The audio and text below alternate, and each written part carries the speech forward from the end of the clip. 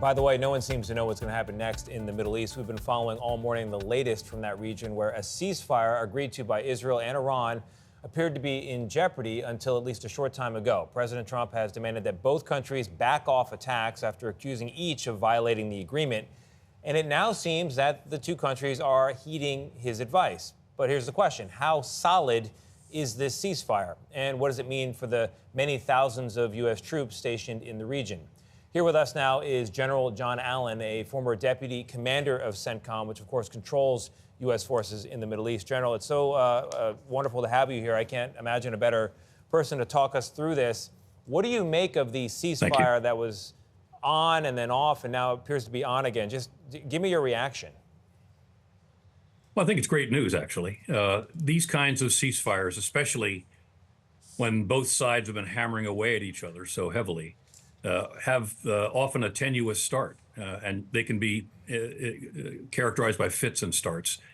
And there was, in fact, a trading of blows even after theoretically the ceasefire started.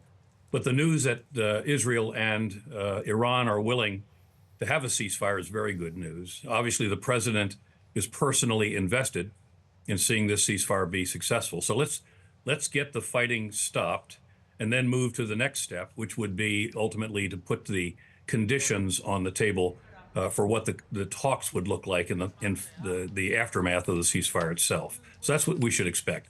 Get the fighting stopped and then move to the conditions ultimately where Iran, Israel, and the United States would have a conversation about what comes next.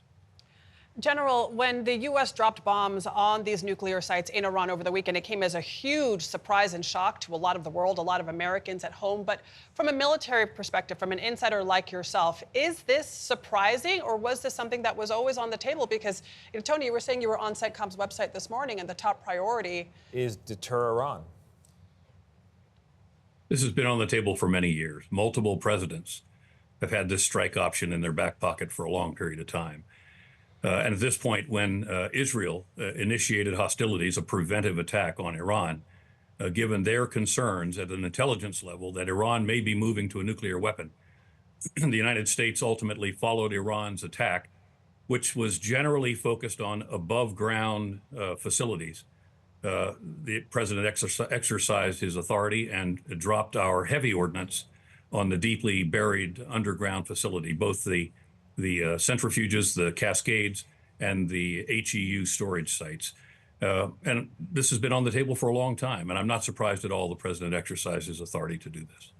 General, in the earlier answer, you mentioned conditions for maintaining a ceasefire and for a restoration of some kind of peaceful relationship between Israel and Iran. I imagine from the U.S. and Israel perspective, the conditions would be that Iran not seek to enrich uranium to the point of it being weapons grade. They seem committed to doing so. They're outside the window of what is civilian use. They've been doing it in these secret underground bunkers. There's no sign that they're going to give this up. So talk to me about the medium or long-term complications that could go back to a military solution. Well, let's be very clear about something. A whole succession of Iranian presidents have made the statement publicly that the Zionist entity will be burned off the map. In other words, the total destruction of Israel, the destruction of the Israeli people, the attack on the Jewish population of Israel. That has been a sustained public position of the Iranian regime now for many years. And in the military, we have a formula that we apply to threats. So threat equals intention plus capability. The Iranians have demonstrated the intention for years that they intend to destroy Israel as an entity and the Israeli people. Now, they didn't have the capability until relatively recently, and the question whether they're actually loading the capabilities into their nuclear warheads remains to be determined, but they're very close. So threat equals intention plus capability. That capability must be denied to Iran. And I think it's been very clear, this president and the Israeli leadership have been very clear that there will not be an Iranian nuclear capability that can threaten Iran's existence going forward. That's going to be on the table up front. It's non-negotiable, as I understand the president's position, as I understand Bibi Netanyahu's position. And so we're going to have a conversation that starts from there and ultimately can branch out into other conditions associated with a peaceful relationship of Iran with Israel and with the region.